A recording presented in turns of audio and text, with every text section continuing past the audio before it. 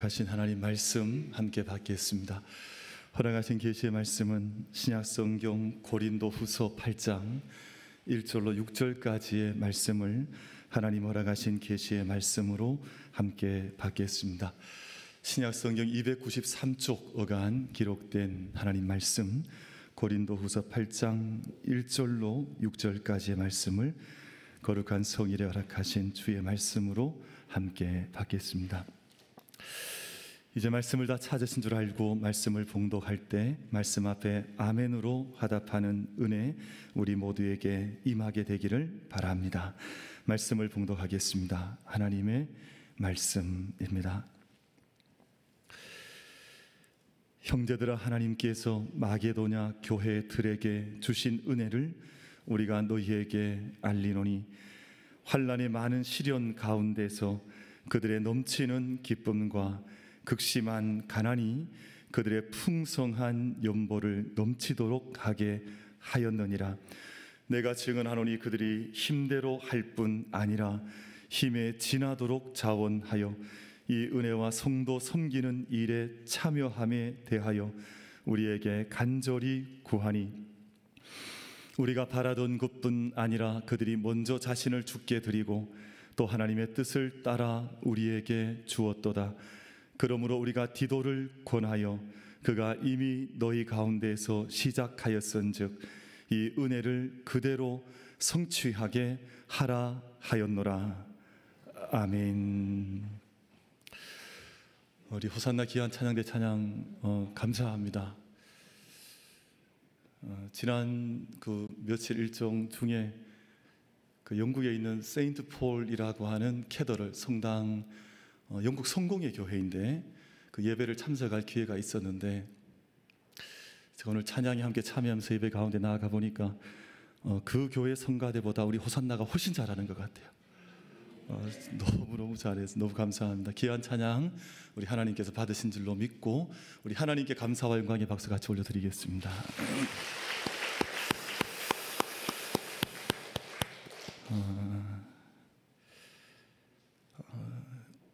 우리 집이 제일 좋은 것 같습니다. 이렇게 유수한 세계 역사에 길이 남을 만한 교회들도 다녀봤지만 하나님께서 살아가신 하나님의 집, 우리의 처소가 있는 곳이구나 하는 생각이 들고 한 주간 자리 비웠지만 다시금 뵙게 되어서 감사한 마음이 많습니다. 미국의 미래학자인 엘빈 토플러가 1980년에 발표한 작품이 제3의 물결이라고 하는 작품인데요.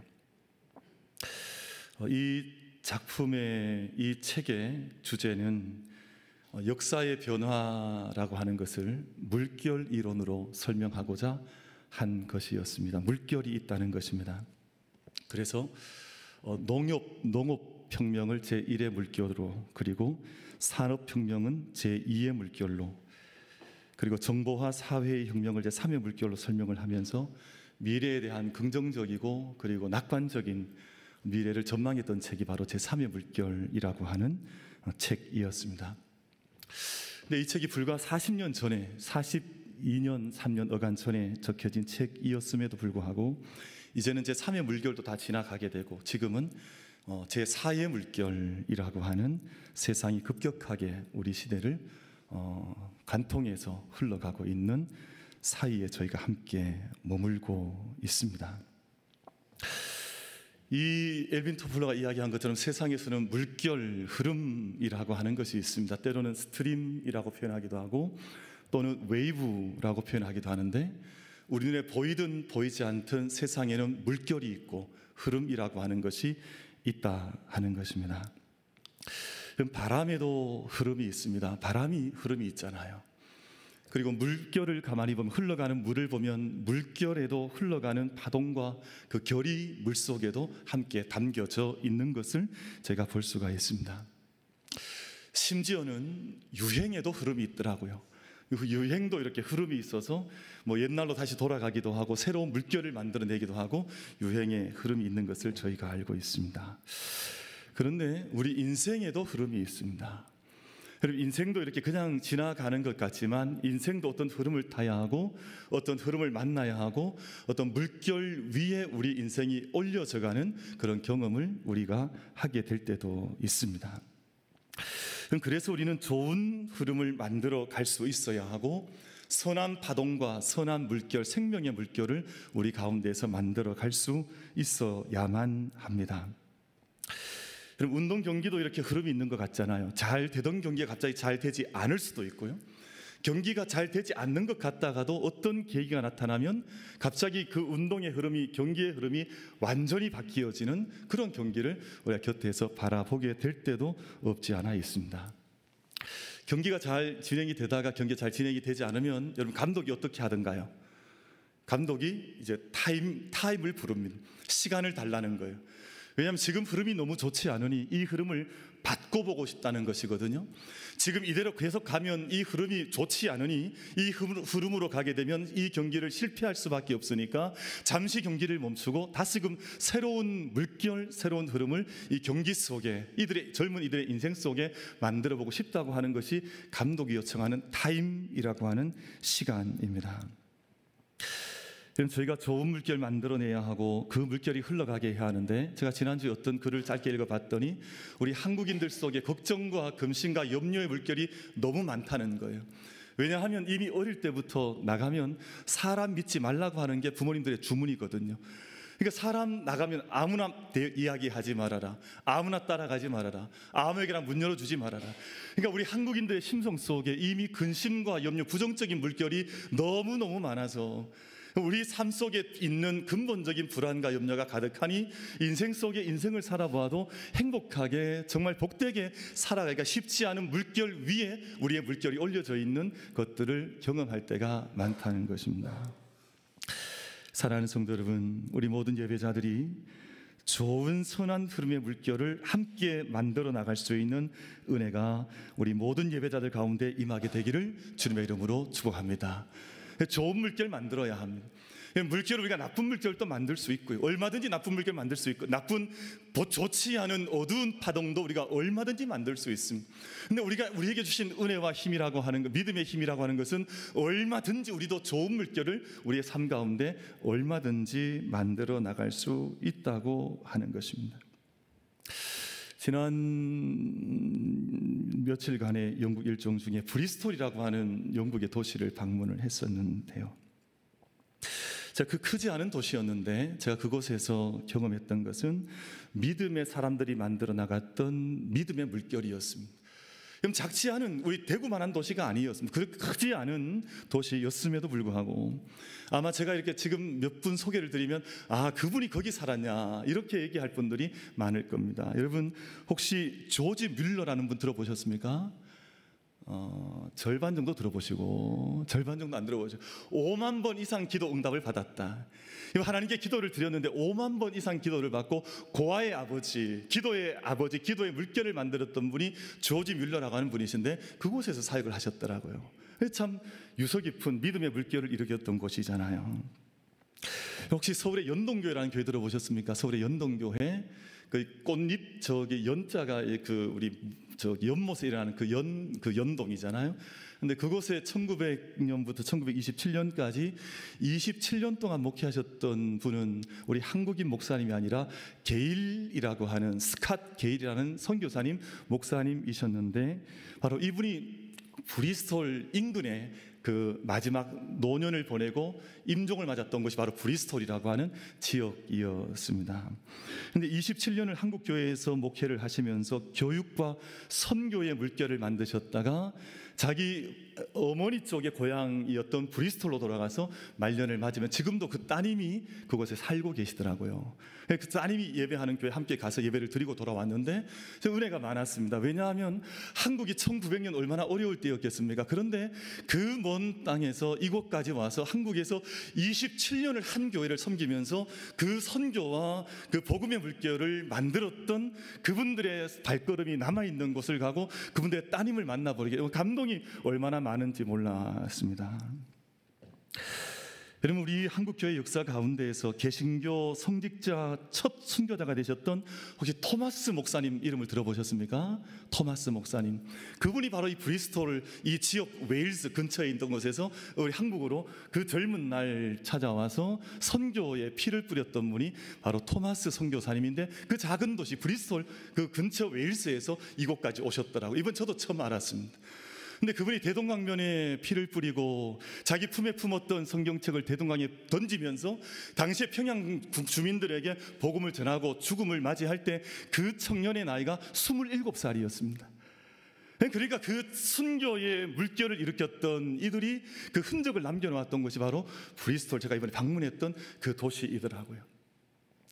우리가 이 한 도시에 살면서 우리는 어떤 물결을 일으키냐, 우리는 인생을 살면서 나는 어떤 물결을 일으키면서, 우리 가정에서는 어떤 물결을 일으키고, 우리 교회에서는 어떤 물결을 일으키며, 우리 이 땅 가운데 어떤 물결을 일으키는 사람들로 이 땅 가운데 믿음의 삶을 살아가고 있느냐.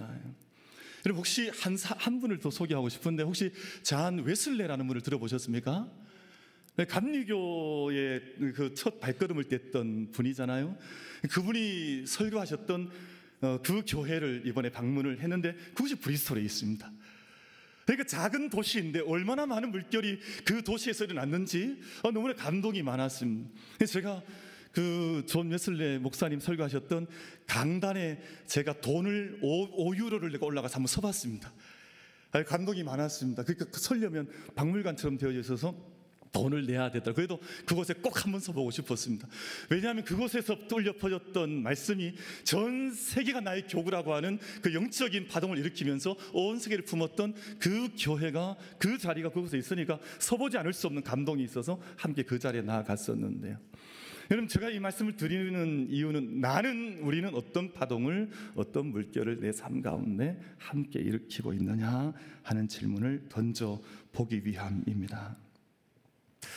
오늘 본문 말씀, 사도 바울께서 고린도 교회가 바로 그런 은혜의 강물 흐르는 교회가 되도록 권면하고 촉구하는 말씀을 제가 함께 읽으셨는데, 여러분, 고린도 교회는 어려움에 처했던 교회였었지만 사도 바울은 그 교회에서 은혜의 물결이 일어나기를 간절히 소망하는 마음으로 마케도니아 교회를 한 예로 들면서 너희에게도 이런 물결이 나기를 원한다 하는 감동 있는 말씀을 오늘 본문 말씀을 통해서 우리 가운데 함께 들려주시고 있습니다.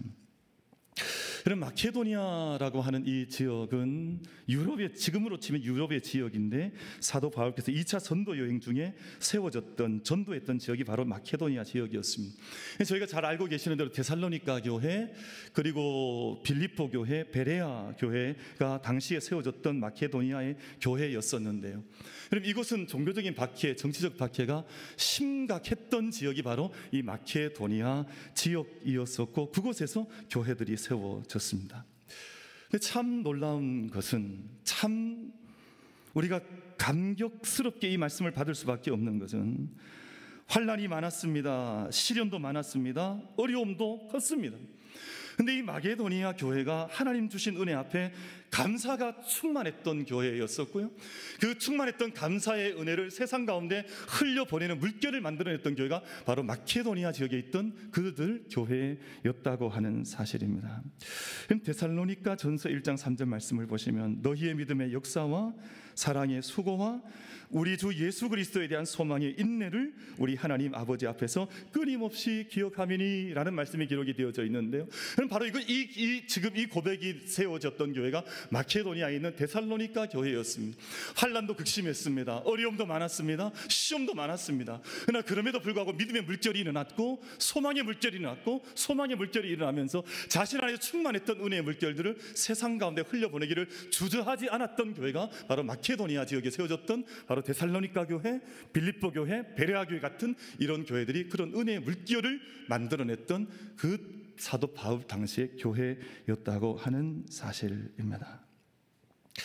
사랑하는 만민의 모든 예배자 여러분, 우리 모든 만민 가족 여러분, 우리 모두가 믿음의 물결을 만들어내고, 그래 정말 소망의 물결을 만들어내고, 이 땅 가운데 사랑의 물결을 함께 일으켜낼 수 있는 은혜가 우리 모든 예배자들 가운데 임할 수 있게 되기를, 우리 모두에게 이 재단 가운데 임할 수 있게 되기를 주님의 이름으로 축복합니다.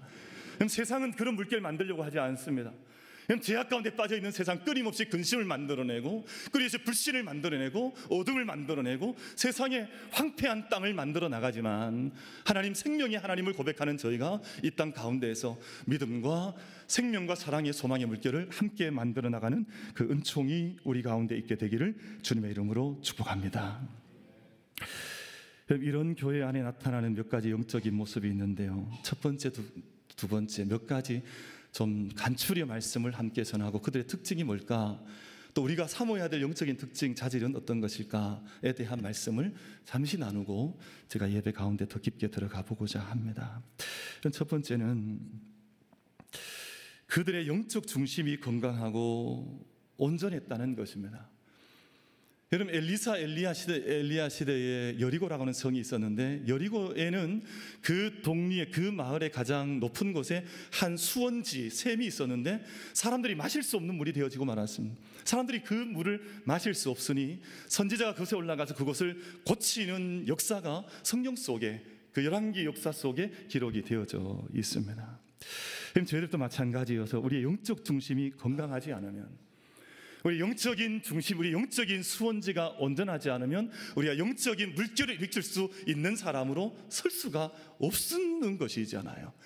우리 안에 영적인 온전함이 강건하게 자리 잡고 있을 때라야만 우리를 통해서 믿음의 물결이 일어나고 생명의 물결이 일어나고 복음의 물결이 일어나는 것이지. 제가 조금 전에 소개했던 브리스톨이라고 한 작은 도시에서 엄청난 물결과 파동이 일어났던 것처럼 우리 안에 영적인 온전함과 중심이 강건하게 자리매김하고 있지 않으면 우리로 인해서 절대 어떠한 물결도 일어날 수 없다고 하는 것을 오늘 데살로니가 교회를 통해서 다시 한번 말씀의 의미를 받아 새겨 보는 것입니다.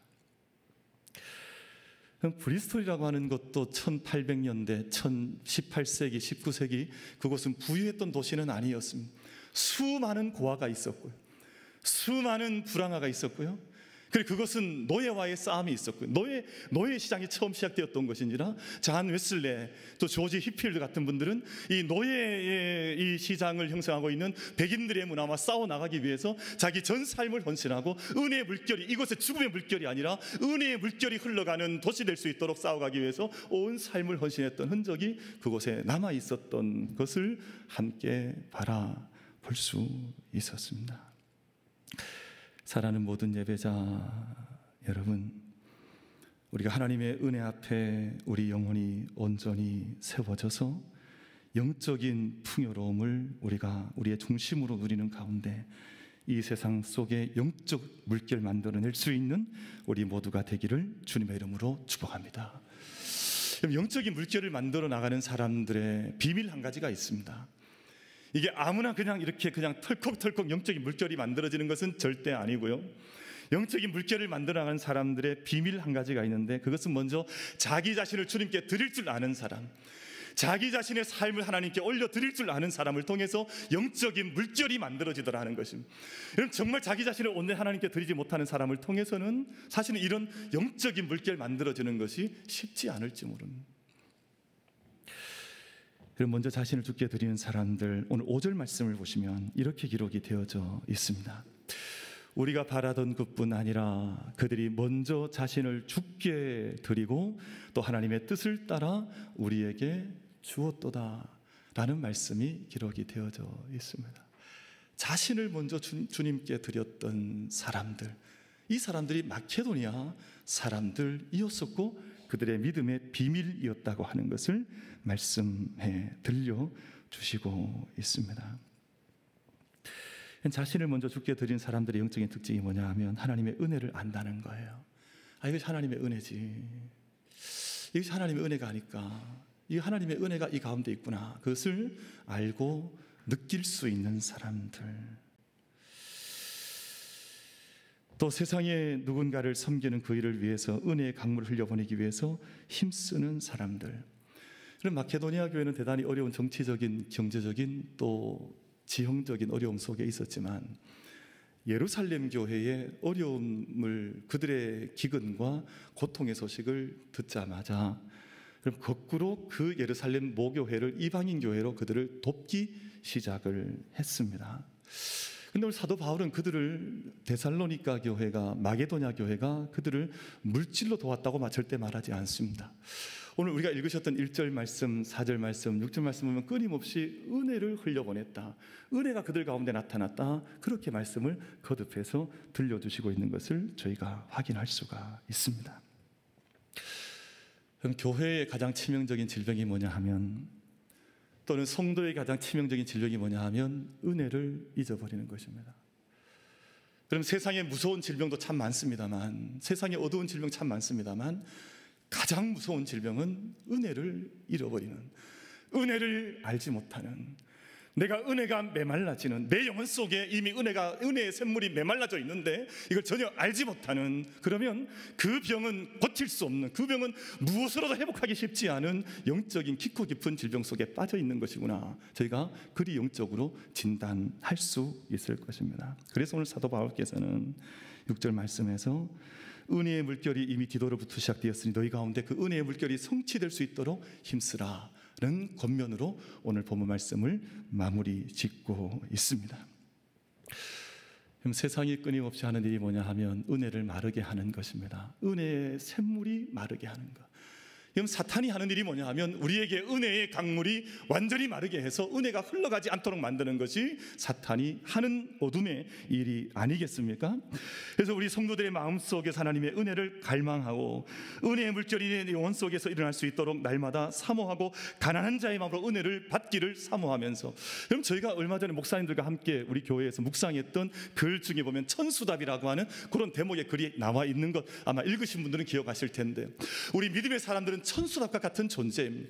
우리 하나님으로부터 받는 은혜를 받지 않으면 우리 물을 담을 수 없는 존재라고 하는 사실을 기억하면서, 이 물이 내게만 머물러 있는 것이 아니라 하나님 내게 주신 은혜가 크고 놀랍고 풍성함으로 내가 이 은혜의 물결로 나도 살 뿐만 아니라 이 물결이 세상을 향해서 흘러갈 수 있도록 끊임없이 우리 삶을 열어놓고 세상에 은혜의 물결을 흘려보내는 것이 교회 공동체의 정체성이요, 우리 믿음의 사람들의 믿음의 자리인 줄로 믿습니다. 그래서 마지막 한 절 말씀을 같이 읽고 말씀을 맺으려고 하는데요, 이사야 58장 11절 말씀, 이 말씀 같이 한번 합독하고 우리 함께 기도할 수 있도록 하겠습니다. 이사야 58장 11절 말씀 같이 읽습니다. 시작. 여호와가 너를 항상 인도하여 메마른 곳에서도 내 영혼을 만족하게 하며 내 뼈를 견고하게 하리니 너는 물된 동산 같겠고 물이 끊어지지 아니하는 샘 같을 것이라. 아멘.